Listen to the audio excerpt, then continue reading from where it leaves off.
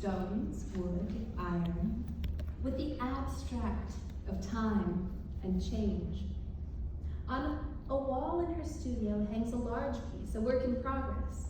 The greens and blues give the sense of a mountain landscape, and the earthly reds below are overlaid with weathered pieces of woods, creating the image of an old barn.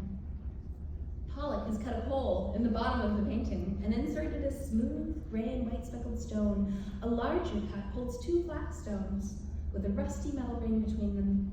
You can see both the continuity of the past and the wonders of the present reflected in every piece.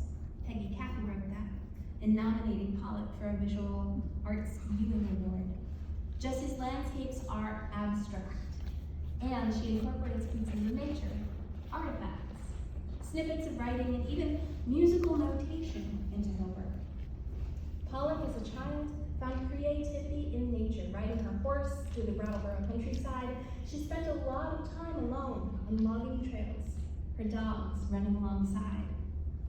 I had to entertain myself, Pollock said, so I really got into the whole beauty of nature. I think one of the important elements of my life and my work is that I've been alone a lot. It has allowed me to develop this way of seeing and feeling New England and its cultures and the incredible beauty. In her 20s, Pollock studied sculpture at the Pennsylvania Academy of Fine Arts in Philadelphia. After moving to New Hampshire in her 30s, she explored oil painting for several years with Numaya Pulido, a former Ruth and James Ewing Arts Award recipient. Today, she lives on a hillside in Peterborough with her dog and cat. A view of Mount Monadnock outside her window, Pollock says she wants her work to portray a sense of time and change. She leaves wooden planks outdoors to decay before she incorporates them into a piece. She'll scrape away oils to give a rough texture to her landscapes. The paintings exude a sturdy New England, but to some degree, a worry about what lies ahead. She often thinks and reads about cultures that have long since faded into history. She aims to capture this sense of ancientness of a time when humankind stood alone. I think nature is the most powerful thing, she said, and I worry about it now for sure. I think we're just born artists, and I also think we're born either painters or sculptors. I think in my heart I'm really a sculptor, but I've learned this paint method which satisfies both. I feel New Hampshire is very sculptural with its mountains and its boulders and rocks. I grew up in Vermont, which I think is more pastoral, softer, so I have both people inside me. I've studied with a couple of people who taught cold wax medium.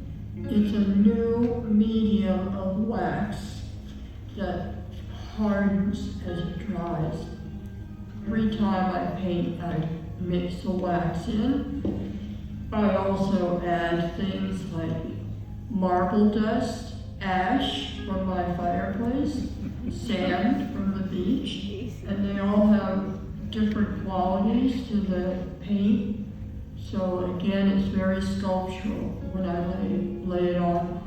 And I try to work with layers that are, one will be warm, one will be cool. I rarely use a brush. I use tools, and I scrape, and I cut. It's sort of a destructive medium. But that's how I work back through the layers, bringing out colors that are underneath. I live a very quiet life, and I paint almost every day. I just want to leave, a record of what I saw while I was here. For her extraordinary painting, a Ruth and James Ewing Award in Two-Dimensional Arts is presented to Jessie Pollock.